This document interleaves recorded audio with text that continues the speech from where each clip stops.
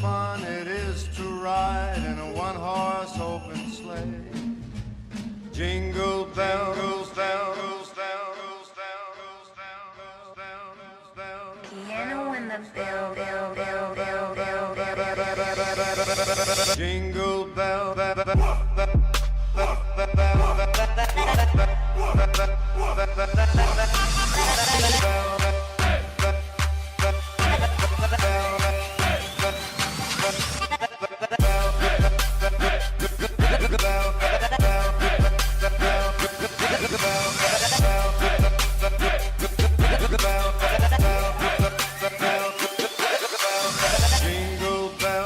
jingle bells, jingle all the way.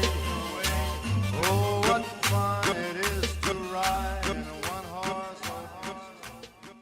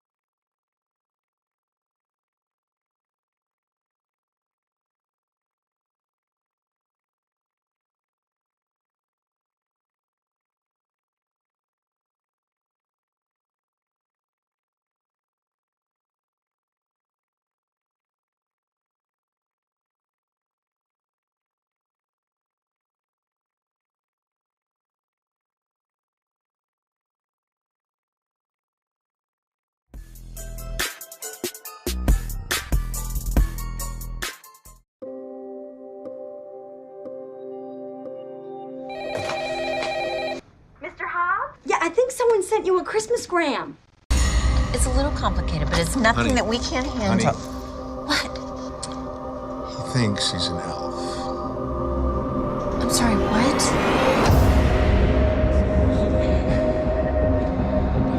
I was adopted, but you didn't know I was born. So I'm here now. I found you, Annie. And guess what? I love you. I love you. I love you.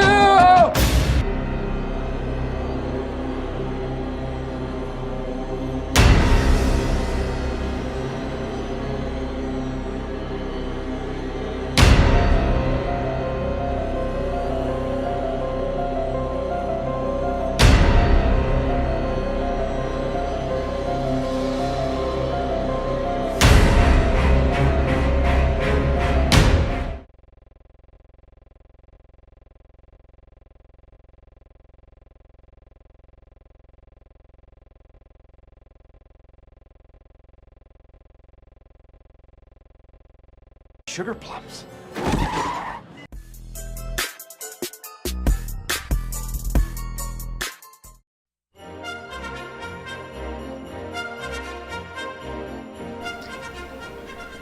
Ah yes, little kitten, let me read you a story. Now this one is called 'Twas the Night Before Christmas. Now, this is a great story. Alright, you ready? You ready, kitten? 'Twas the night before Christmas, when all through the house not a creature was stirring, not even a mouse. The stockings were hung by the chimney with care, in hope that St. Nicholas... Did you hear that, kid?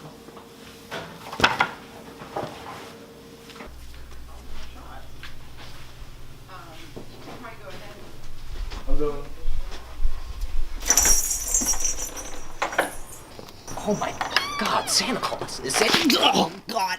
Oh, God! All right, you know what? Just get in here. Just get in here, Santa Claus.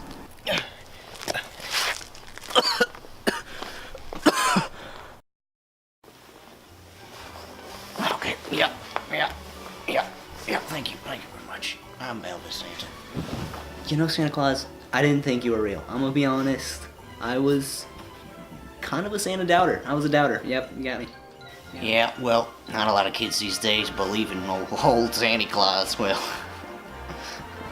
not since the war. You know, and also, you look different than you do in the stories. I mean, where are the rosy red cheeks? Where is the nose like a cherry? I mean, those are two iconic things right there. You don't even got them. In fact, you kind of look like a teenage boy, like a real small teenage. wimpy teenage boy. Well, the great thing about being Santa Claus is that I can look like whatever I want. Oh yeah, because that seems pretty cool. Like what do you do? Oh my god! Oh my! Pretty cool. It's crazy. It's insane. You blew my mind, man. You know what? You kind of look like me, just a little bit, but you kind of do. You know what? Come here. Let Santa Claus tell you a secret.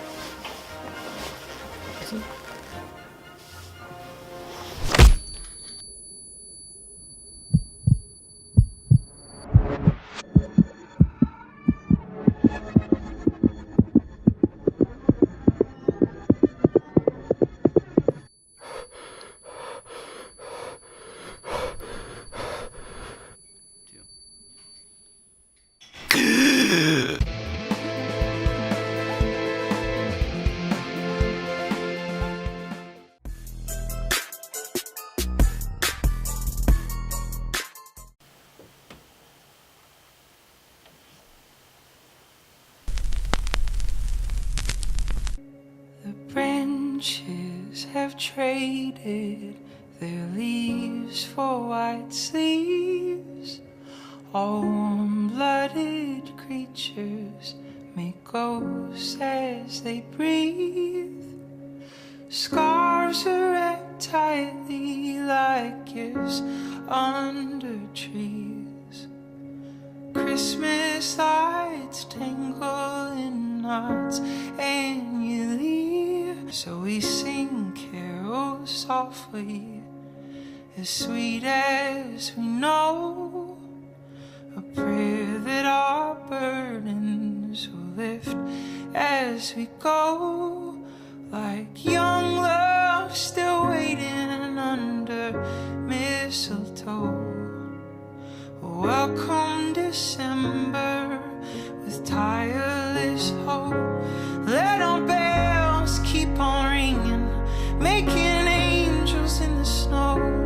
And may the melody disarm us when the cracks begin to show.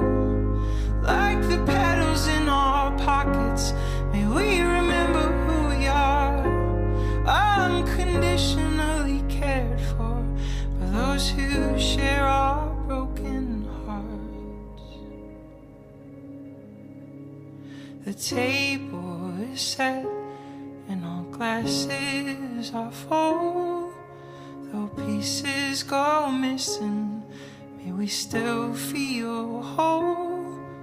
We'll build new traditions in place of the old.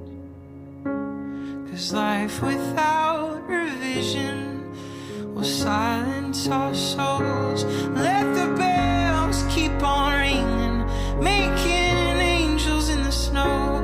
And may the melody surround us when the cracks begin to show. Like the petals in our pockets, may we remember who we are, unconditionally cared for by those who share our broken hearts. As gentle as feathers, the snow piles high. Our world gets rewritten and retraced every time. Like fresh plates and clean slates, our future is white.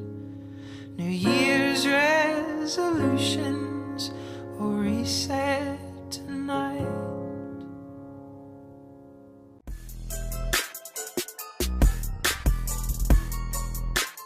I'm wishing on a star and trying to believe that even though it's far, you'll find me Christmas Eve.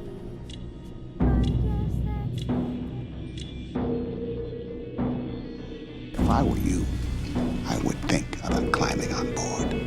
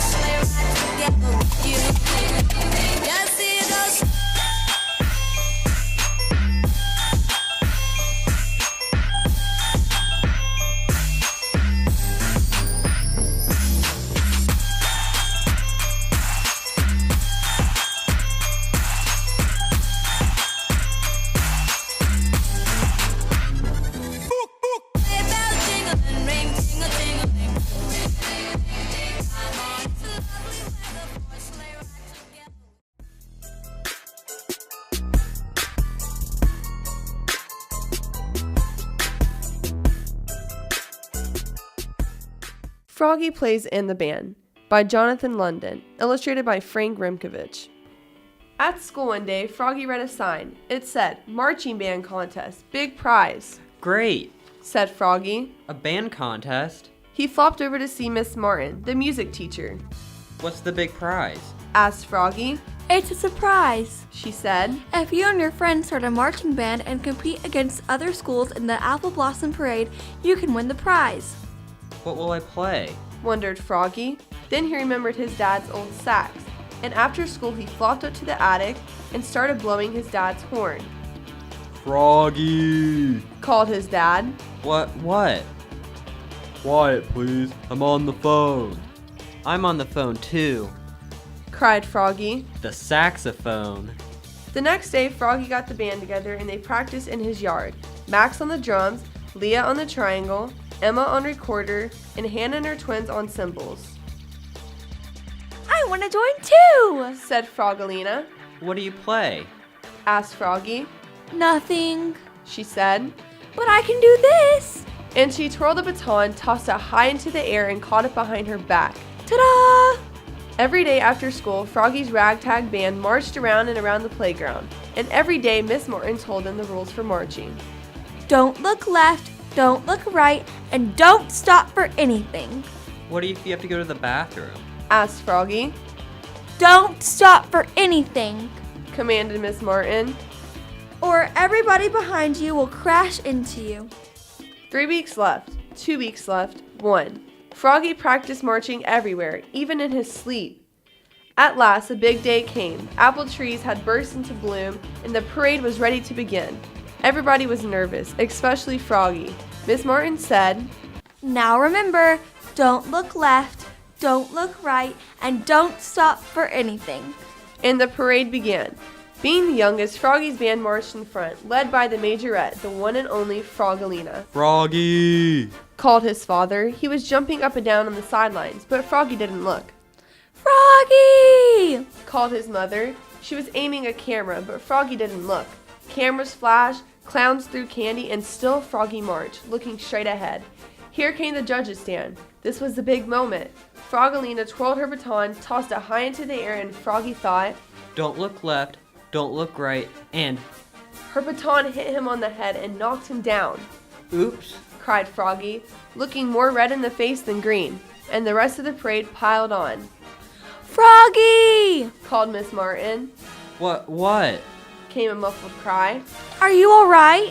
Froggy crawled out from the bottom of the heap and said, "Don't stop for anything," and started to wail a wild swamp tune on his saxophone. The rest of the band joined in, and everybody danced in the street. And when the judges' vote came in, Froggy's ragtag band had won a special award. Coolest marching band at the Apple Blossom Parade. What's the big prize? Asked Froggy. "This is," said Frogalina, and she gave him a big juicy smack on his cheek. Then the judges gave Froggy and his band the real prize, a big golden trophy in the shape of a saxophone. Yes! And Froggy's ragtag band played one last time.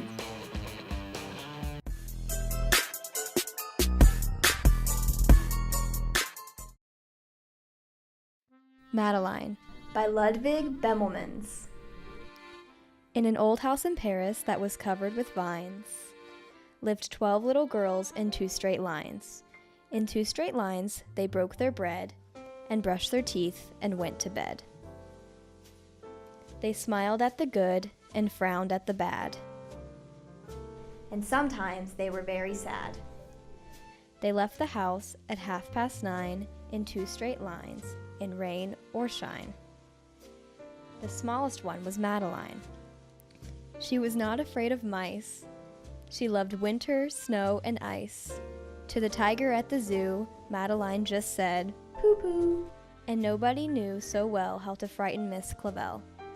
In the middle of one night, Miss Clavel turned on her light and said, "Something is not right." Little Madeline sat in bed, cried and cried, her eyes were red. And soon after Dr. Kahn came, he rushed out to the phone. And he dialed Danton 106. "Nurse," he said, "it's an appendix." Everybody had to cry. Not a single eye was dry. Madeline was in his arm, in a blanket, safe and warm. In a car with a red light, they drove out into the night. Madeline woke up 2 hours later in a room with flowers.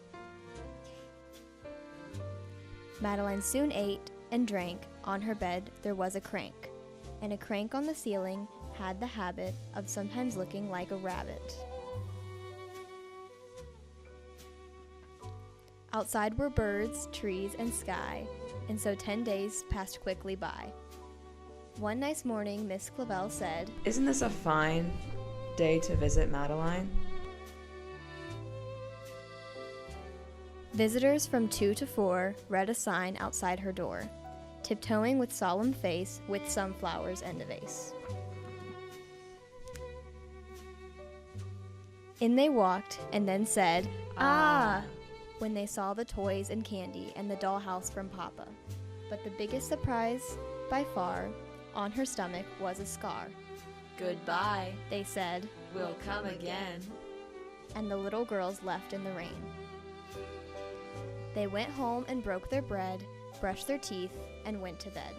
In the middle of the night, Miss Clavel turned on the light and said, "Something is not right." And afraid of a disaster, Miss Clavel ran fast and faster. And then she said, "Please, children, do tell me what is troubling you." And all the little girls cried, "Boo-hoo, we want to have our appendix out too." "Good night, little girls. Thank the Lord you are well, and now go to sleep," said Miss Clavel, and she turned out the light and closed the door, and that's all there is. There isn't any more.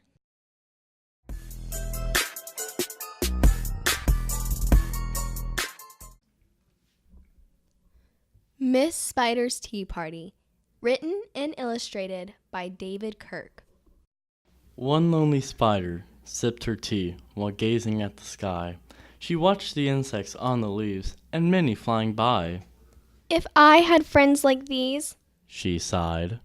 who'd stay a while with me? I'd sit them down on silken chairs and serve them cakes and tea. Two timid beetles, Ike, And May, crept from the woodwork that same day. But when Miss Spider begged, please stay.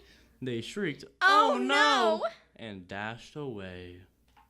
3 fireflies flew inside that night, their spirits high, their tails alight. They spied the web and squeaked in fear, "We better get away from here." The little trio did not feel they'd care to be a spider's meal. 4 bumblebees buzzed by outside. Please come to tea, Miss Spider cried. The 4 ignored her, swaying there. She waved a tea towel in the air. She took a cup and tapped the glass. Then one bee spoke to her at last. We would be fools to take our tea with someone so spidery. Within the shadows of the room, just peeking from behind a broom, 5 grinning faces bobbed and peered. Miss Spider smiled, her heart was cheered.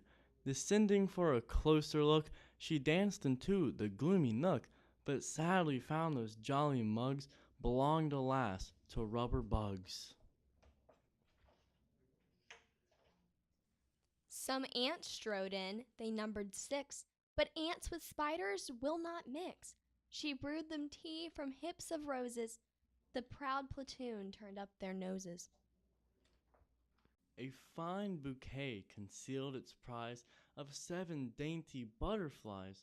Miss Spider, watching from the wall, was not aware of them at all. The tea table was set for 8, with saucers, cups, and silver plate. The cakes were fresh, the service gleamed, yet no one would arrive, it seemed. Her company and no demand left her a cup for every hand. 9 spotted moths kept safe and warm, in shelter from a thunderstorm. They stood beneath an open sash and watched the jagged lightning flash. Miss Spider dropped down on a thread, a silver tray above her head. She hoped to please them, but instead, they flew away in mortal dread. They've left me all alone, she cried. She dabbed her eyes and sadly sighed. It's plain no bug will ever stay. Her tears splashed down upon the tray. 10 tiny steaming cups of tea were perched atop her trembling knee. She sipped and sobbed, then heard a cough. She turned around to see a small wet moth, a fragile thing so soaked by rain, his wings too damp to fly again. She smiled and took a checkered cloth to cloak the frail and thankful moth. They talked and snacked on tea and pie until his tiny wings were dry, then lifted him with tender care. She tossed him gently in the air. The moth told Ike, then Ike told May, who went from bug to say, There is no reason for alarm. She's never meant us any harm. So later on that afternoon, assembled in the dining room, 11 insects came to tea to share Miss Spider's courtesy. 12 tender violets in a vase, presented at Miss Spider's place. Set by her chair, so neatly spun, she munched the blossoms one by one. Her friends were glad to watch her feast upon the floral centerpiece. It was a great relief to see she ate just flowers and drank just tea. Miss Spider's reputation grew. Before too long, our hostess knew each bug who crawled, hopped, or flew, and all their lovely children too.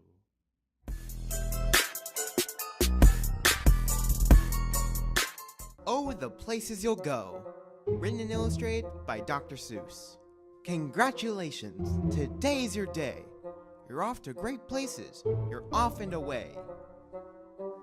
You have brains in your head, you have feet in your shoes. You can steer yourself any direction you choose. You're on your own, and you know what you know. And you are the guy who will decide where to go. You look up and down streets, look 'em over with care. And some of you will say, I don't choose to go there. With your head full of brains and your shoes full of feet, you're too smart to go down any not-so-good street. And you may not find any you'll want to go down. In that case, of course, you'll head straight out of town. It's opener there, in the wide open air. Out there things can happen, and frequently do, to people as brainy and as footsy as you.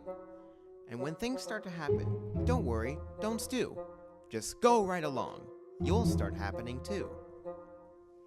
Oh, the places you'll go. You'll be on your way up. You'll be seeing great sights. You'll join the high flyers who soar to high heights. You won't lag behind because you'll have the speed. You'll pass the whole gang and soon you'll take the lead. Wherever you fly, you'll be the best of the best. Wherever you go, you will top all the rest. Except when you don't, because sometimes you won't. I'm sorry to say so, but sadly it's true that bang-ups and hang-ups can happen to you. You can get all hung up in a prickly perch, and your gang will fly on. You'll be left in a lurch. You'll come down from the lurch with an unpleasant bump, and chances are then that you'll be in a slump. And when you're in a slump, you're not in for much fun. Unslumping yourself is not easily done. You will come to a place where the streets are not marked. Some windows are lighted, and mostly they're dark. A place where you could sprain both your elbow and chin. Do you dare stay out? Do you dare go in? How much can you lose? How much can you win? And if you go in, should you turn left or right? Or right in 3/4? Or maybe not quite? Or go around back and sneak in from behind? Simple, it's not. I'm afraid you'll find, for a mind maker-upper to make up his mind.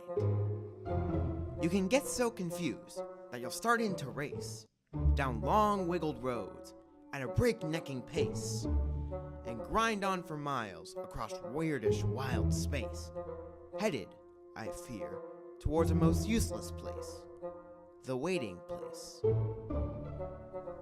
For people just waiting for a train to go, or a bus to come, or a plane to go, or the mail to come, or the rain to go, or the phone to ring, or the snow to snow, or waiting around for a yes or a no, or waiting for their hair to grow. Everyone is just waiting. Waiting for the fish to bite, or waiting for the wind to fly a kite, or waiting around for Friday night, or waiting perhaps for their Uncle Jake, or a pot to boil, or a better break, or a string of pearls, or a pair of pants, a wig with curls, or another chance. Everyone is just waiting. No! That's not for you. Somehow you'll escape all that waiting and staying. You'll find the bright places where boom bands are playing. With banner flip-flapping, once more you'll ride high. Ready for anything under the sky. Ready because you're that kind of guy. Oh, the places you'll go. There is fun to be done. There are points to be scored. There are games to be won. And the magical things you can do with that ball will make you the winningest winner of all. Fame. You'll be famous as famous can be. With the whole wide world watching you win on TV. Except when they don't, because sometimes they won't. I'm afraid that sometimes you'll play lonely games too. Games you can't win, because you'll be playing against you. All alone, whether you like it or not. Alone will be something you'll be quite a lot. And when you're alone, there's a very good chance you'll meet things that scare you right out of your pants. There's some down the road between hither and yon that can scare you so much you won't want to go on. But on you will go, though the weather be foul. On you will go, though your enemies prowl. On you will go, through the hacking cracks howl. Onward up many a frightening creek, though your arms may get sore and your sneakers may leak. On and on you will hike, and I know you'll hike far, and face up to your problems, whatever they are. You'll get mixed up, of course, as you already know. You'll get mixed up with many strange birds as you go, so be sure when you step with care and great tact. And remember that life's a great big balancing act. Just never forget to be dexterous and deft, and never mix up your right foot from your left. And will you succeed? Yes, you will indeed. 98.75% guaranteed. Kid, you'll move mountains. So, be your name Boxbum or Bixie or Bray, or Mordecai Alley Van Allen O'Shea. You're off to great places. Today is your day. Your mountain is waiting. So, get on your way.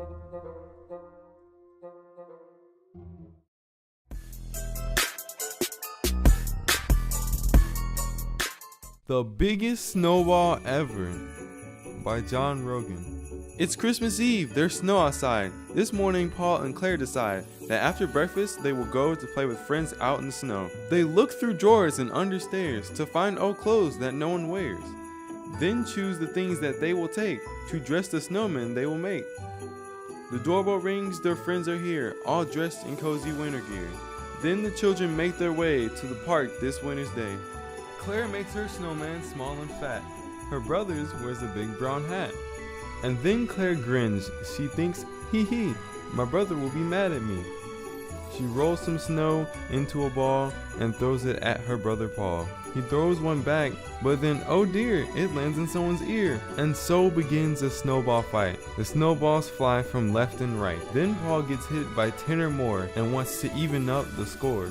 He walks and walks and walks until he's reached the summit of the hill. There he rolls a ball of snow and aims it at his friends below. But then he slips, so now poor Paul becomes part of his own snowball. The snowball is such a massive size, the children can't believe their eyes. It's bigger than my house, Shouts one who stumbles when she starts to run. The snowball gets them one and all, like a giant bowling ball. With lots of children stuck in there, oh look, it's caught another pair. The snowball stops, the children shout, Someone please come and help us out, for if we can't get home, it's clear we'll miss Christmas Day this year. Claire runs to town. She shouts for aid. Help for her friends can't be delayed. Her friends are looking very glum, their toes and fingers frozen numb.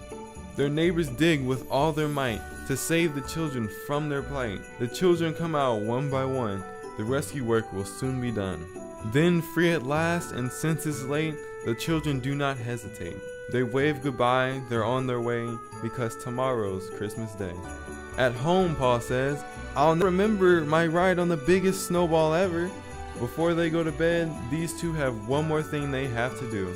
Now Paul and Claire are fast asleep and dream of toys they love to keep. They know that Santa is on his way to bring them joy on Christmas.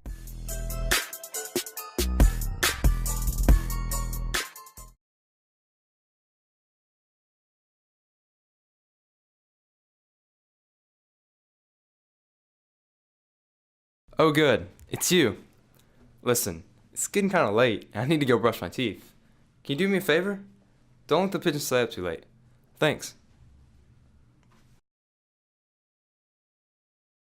First of all, I'm not even tired. In fact, I'm in the mood for a hot dog party. What do you say? No?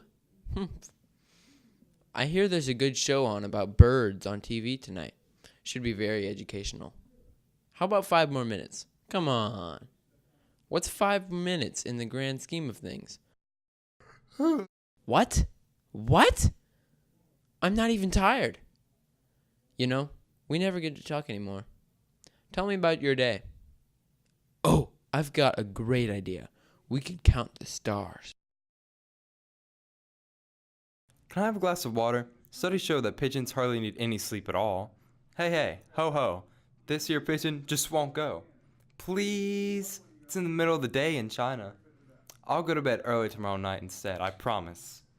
My bunny wants to stay up too. You can't say no to a bunny, can you?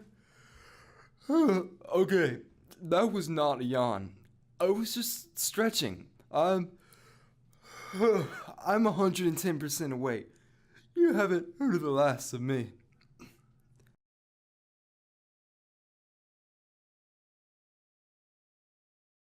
Great work. Thanks.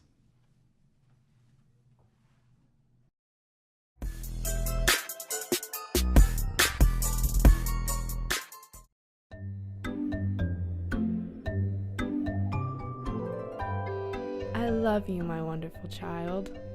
Said Mama as she tucked me in. But I had a question. Mama, what if I was a big scary ape? Would you still love me then? If you were a big, scary ape, I would comb your whole hairy self to make sure you didn't have any tangles. And I would make your birthday cake out of bananas, and I would tell you, I love you, my big, scary ape. But Mama, what if I were a super smelly skunk and I smelled so bad that my name was Stinky Face? Then I would give you a bath and sprinkle you with sweet-smelling powder. And if you still smelled bad, I wouldn't mind, and I would hug you tight and whisper in your ear, I love you, Stinky Face. But Mama, what if I were an alligator with big, sharp teeth that could bite your head off?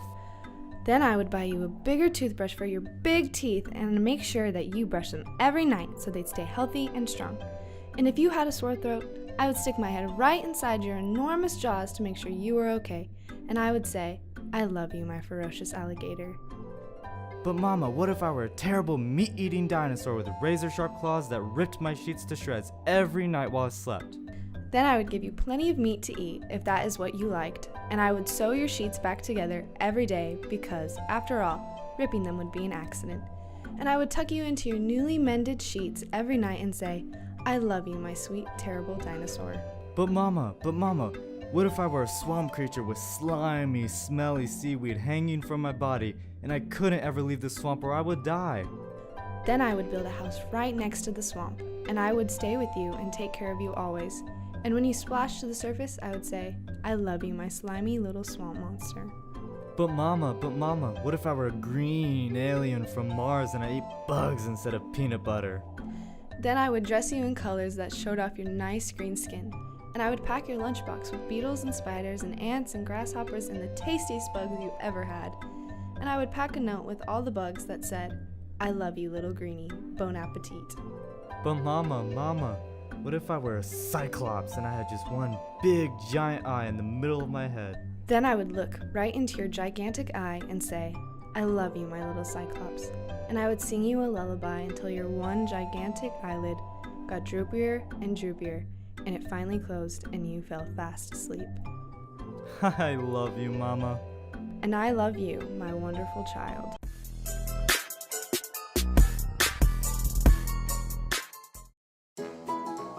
If You Give a Mouse a Cookie.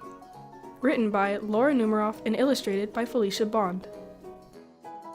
If you give a mouse a cookie, he's going to ask for a glass of milk. When you give him the milk, he'll probably ask you for a straw. When he's finished, he'll ask for a napkin. Then he'll want to look in the mirror to make sure he doesn't have a milk mustache. When he looks in the mirror, he might notice his hair needs a trim, so he'll probably ask for a pair of scissors. When he's finished giving himself a trim, he'll want a broom to sweep it up. He'll start sweeping.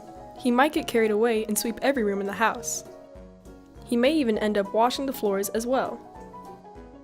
When he's done, he'll probably want to take a nap. You'll have to fix up a little box for him with a blanket and pillow. He'll crawl in, make himself comfortable, and fluff the pillow a few times. He'll probably ask you to read him a story. So you'll read him a story from one of your books. He'll ask to see the pictures. When he looks at the pictures, he'll get so excited he'll want to draw one of his own. He'll ask for some paper and crayons. He'll draw a picture. When the picture's finished, he'll want to sign his name with a pen. Then he'll want to hang the picture on your refrigerator, which means he'll need Scotch tape. He'll hang up his drawing and stand back to look at it. Looking at the refrigerator will remind him that he's thirsty. So he'll ask for a glass of milk. And chances are, if he asks for a glass of milk, he's gonna want a cookie to go with it.